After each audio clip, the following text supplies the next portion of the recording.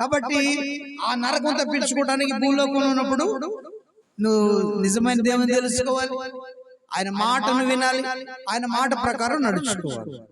నోహు నిజమైన దేవుడిని తెలుసుకున్నాడు, నిజమైన దేవుని మాట నమ్మాడు, ఓడను సిద్ధపరచుకున్నాడు. అది కదా భయంకరమైన ప్రళయం నుంచి తప్పించుకున్నాడు, జల ప్రళయం నుంచి తప్పించుకొని రక్షించబడ్డాడు. ఆ రీతిగానే దేవుడు చెప్తున్నాడు ఈ మాట.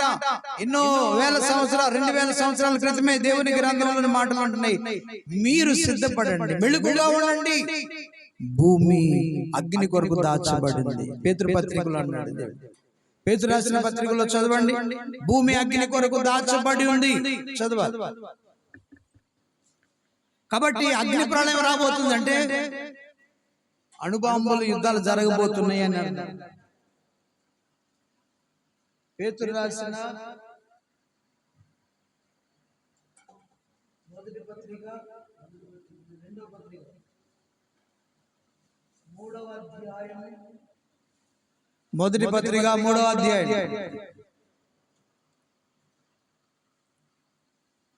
7వ వచనం, భక్తిహీనుల అప్పుడు అయితే ఇప్పుడున్న ఆకాశమును భూమియు భక్తిహీనుల తీర్పు జరుగును నాశనము, భక్తిహీనుల తీర్పును నాశనము జరుగు దినం వరకు అగ్ని కొరకు నిలువ చేయబడినవై అదే వాక్యం వలన భద్రపరచబడి ఉన్నాయి.